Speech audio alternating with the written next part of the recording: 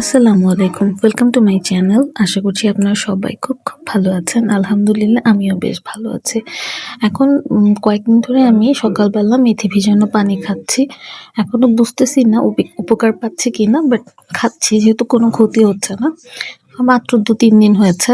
তো যাই হোক, আজকে আমার বাসায় রান্নাবান্না একদমই ছিল না, হয়তো একটু ডাল রান্না করতে হবে।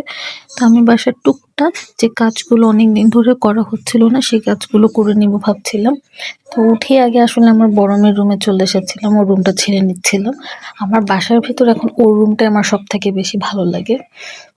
তো ওর রুমটা গুছিয়ে আমার বাকি রুমগুলো গুছিয়ে নিয়ে ওর রুমের বেলকনিতে চলে গিয়েছিলাম এক কাপ চা খেতে। গত ৭ দিন ধরে প্ল্যান করছি ওর বারান্দায় বসে একটু চা খাবো, ব্যস্ততার জন্য একেবারেই হয়ে উঠছিল না। তো আজকে খেয়ে নিলাম। আমার এখন ওর এই রুমের বারান্দাটা আমার খুব ভালো লাগে, কারণ এই রুমের বারান্দাটাতে বাইরের কেউ আমাকে দেখতে পারবে না। তো এই যে আমার গাছগুলো ছোট করে কেটে নিচ্ছিলাম, বেশ কিছু গাছ একদম অযত্নে কেমন জানি হয়ে যাচ্ছিল। মাটিগুলো একটু হালকা করে দিচ্ছিলাম।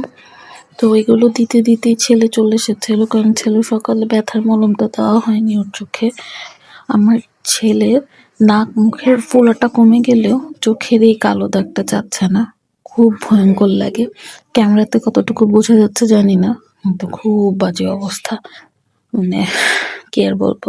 যাই হোক, গতকাল রাতের আমার মুরগির তরকারি ছিল, সেটা গরম করে নিচ্ছিলাম আর একটু ফ্রেশ ডাল রান্না করে নিচ্ছিলাম। সব সময়ের মতোই আমার বাসায় ডাল রান্না করতেই হবে।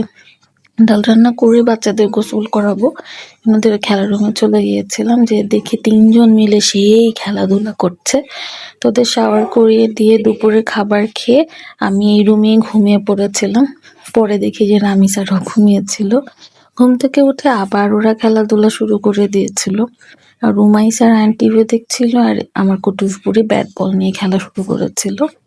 তো এরপর অনেকক্ষণ আর কোনো ভিডিও করিনি, আমার প্রচন্ড মাথা ব্যথা ছিল। তো রাকিব রাতে চলে আসে। রাকিব আজকে অফিস থেকে কোনো একটা ইভেন্টে গিয়েছিল, সেখান থেকে ওকে খাবার দিয়েছিল, সে সেটা না খেয়ে বাসায় নিয়ে এসেছে। ছেলে মানুষের কিছু কিউট কিউট অভ্যাস থাকে না, সেটার মধ্যে মনে হয় এটা আরেকটা।